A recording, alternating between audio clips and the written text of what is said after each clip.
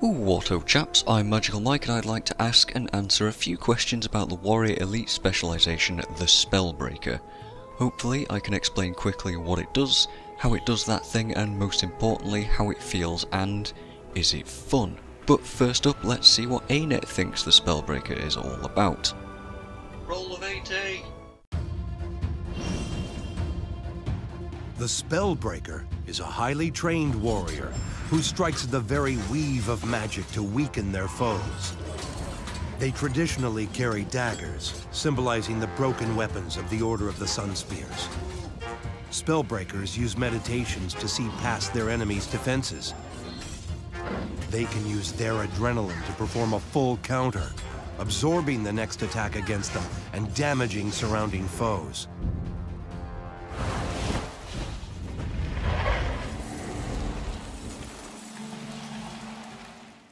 So fairly simple at first glance and relatively accurate from my time with it.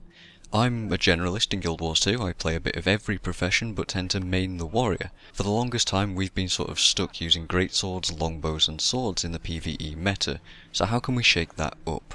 Spellbreaker gets access to main hand and offhand daggers, which are fast attacking weapons that feel a lot like a thief using them. The auto attack chain can build up a small amount of might, skill 2 or a slicer is a leap that inflicts slow.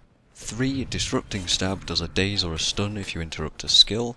Skill 4 does more damage if an enemy is not using a skill, and Skill 5 is a cone attack that reflects projectiles in front of you. You can already see the combo there. You leap in with 2, you interrupt a slowed attack more easily with 3, do more damage with 4, and use autos and 5 situationally.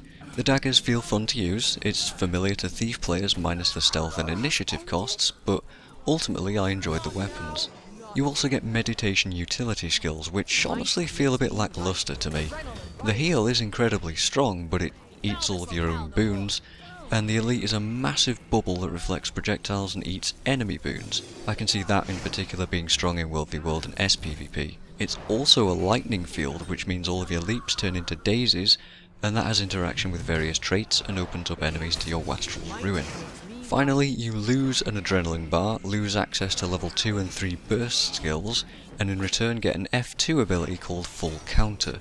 This thing is really fun to use. Having access to a counterattack ability that absorbs a potentially devastating attack so often is great. It does have some odd interactions though. It doesn't prevent incoming conditions unless you trait for resistance, it does trigger Berserker's power, it refreshes cooldowns on all of your other burst skills, and it only triggers if you take damage. For example, the Engineer's net shot does no damage, so it's not full counterable. The Spellbreaker feels like it has a huge PvP focus. Most of what it does relies on or benefits from removing boons from enemies. It's a new niche for the warrior and it's interesting to mess with.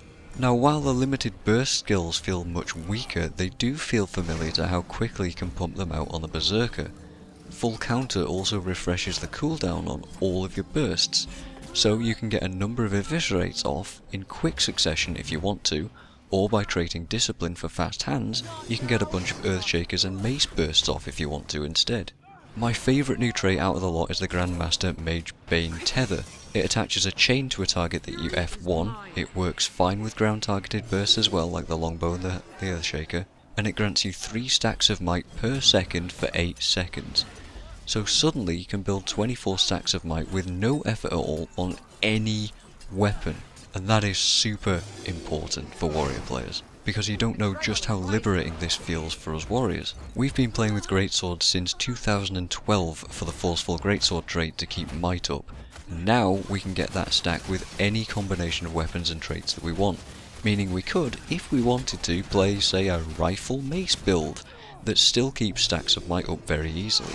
The best part though is that it still works just fine with Phalanx Strength for sharing that might stack, which is pretty cool. I'll leave your theorycraft to wonder there, so many options to look at.